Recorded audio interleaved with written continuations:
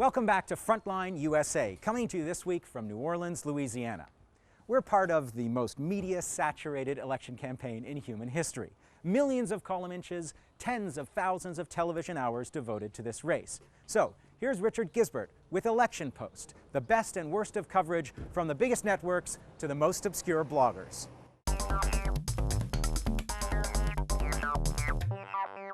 Thanks, Avi, and welcome to the Election Post, where we'll be keeping an eye on the media and their coverage of the U.S. elections. This week, a candidate who's been hogging the airwaves and column inches in America. A recent study by the Washington-based Project for Excellence in Journalism showed Republican John McCain grabbed nearly 38% of all campaign coverage in the run-up to Super Tuesday. Our focus is not so much on the quantity of the coverage, it's about the quality. At issue, are the U.S. media giving McCain, a former war hero, an easy ride? They call him a foreign policy expert, yet he supports a war 70% of Americans now oppose. He has joked in poor taste about bombing Iran. That old Beach Boys song, Bomb Iran. Bomb, bomb, bomb, bomb. Anyway. And admits to knowing next to nothing about the economy. You'd think John McCain would be taking a pounding from the news media. Generally, John McCain receives some of the most favorable press among the presidential candidates. Reporters like John McCain. Every last one of them would move to Massachusetts and marry John McCain if they could. John McCain gets more favorable media and less curious or less probing media than any Republican I've seen in my lifetime. Even Comedy Central's Jon Stewart, who's tougher on Republicans than most straight news reporters are, can't get enough of McCain. You've been on the program more than any other guest, I think 9 or 10 times. You're our most frequent contributor. Why all the love for John McCain? Well, he is a war hero. It's not every day that you have a president who spent 5.5 years in a Vietnam prison being tortured. I have the experience. I've been in war.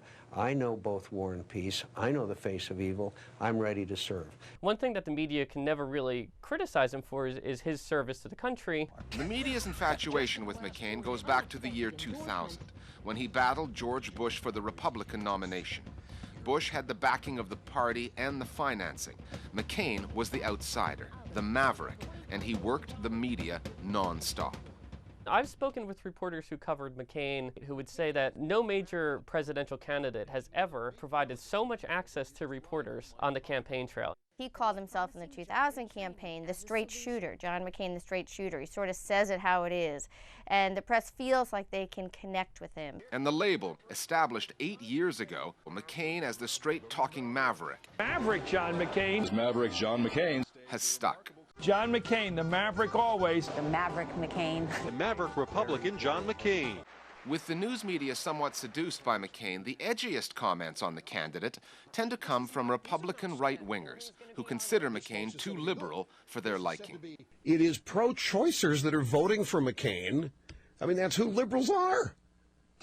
Independents and moderates, that's who they are. And even when the New York Times recently reported on McCain having a possible extramarital liaison back in 2000, bloggers suggested the paper had sat on the story for months until after McCain had locked up the nomination. Media watchers now predict the coverage of McCain could well change, since the maverick has morphed into the Republican front-runner. It's a bit more difficult to be that maverick when you're the guy on top and when you're not, running a sort of an insurgent candidacy as he did in 2000. In challenging George W. Bush. At some point, especially if he's going up against Barack Obama, then you'll start to see who the media really like. You'll start to see some real sort of contrasted coverage. So I would imagine that the media is going to be a bit tougher on McCain as the Republican nominee versus McCain as sort of the renegade Republican. Will the press corps set aside its admiration for John McCain and start to scrutinize him the way it has the other candidates? Or will the one-time war hero continue to get an easy ride all the way to the White House? Next week, in our look at coverage of the campaign, we're going to move out of the mainstream to take a look at the impact that some political free agents are having on the process. Independent videos posted on sites like YouTube are not exactly setting the campaign agenda, but they can alter it from time to time. That's next week here at the Election Post on Frontline USA. Here in New Orleans, we've been talking about issues of race in America at a grassroots level. But how is that translating to the bigger picture of the campaign and the nation as a whole? Back in the nation's capital, we spoke to two people with very different points of view. This is Limo Lobby.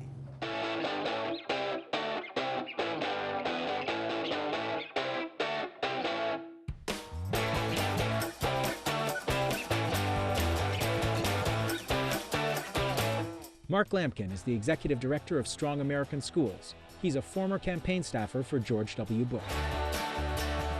Bill Fletcher is the editor of The Black Commentator and a founder of the Black Radical Congress. Gentlemen, welcome to Limo Lobby. Glad to be here.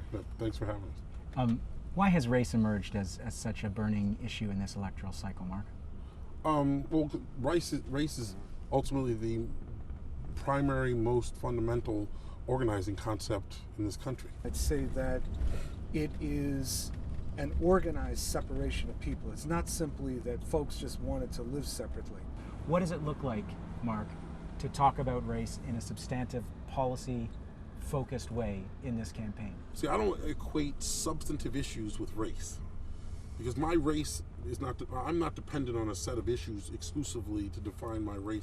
It's not a racial perspective for me. But you would agree that African Americans and Latinos are overrepresented in poverty, just on that basic level. That's true, but there are also white people that are in poverty. There are African Americans and Latinos who are entrepreneurs. You can see, whether you're looking at healthcare, education, jobs, skills, a continued racial differential.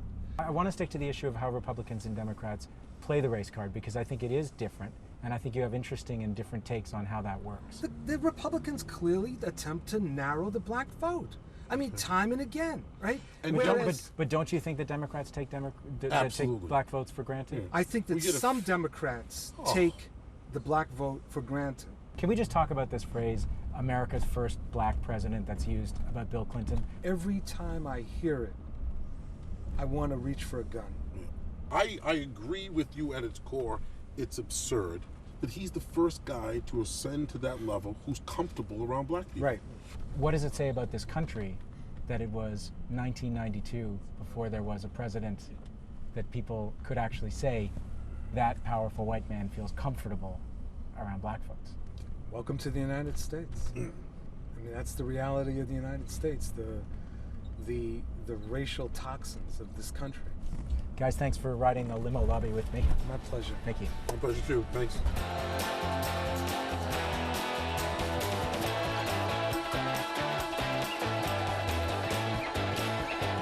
In good times and bad, New Orleans has always been a city that finds redemption in music. Monica Dillon is a local musician who lost everything to Katrina. This week, we're going to give the last word to her and her thoughts on the presidential campaign. Until next time on Frontline USA, so long.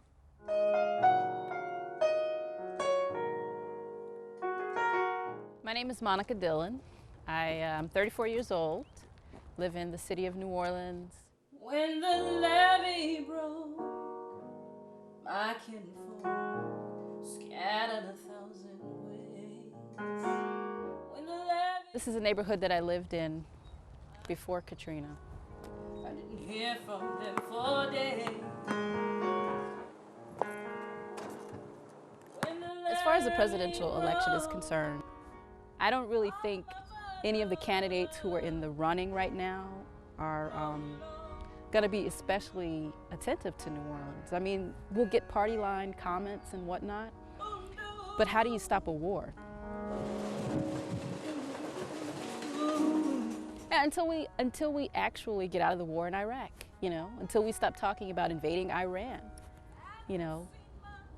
I don't think that New Orleans is going to get the attention that it deserves. You know, we're spending trillions of dollars, billions of dollars. This is what you get. I don't really have a lot of faith in what's going to happen with the coming election.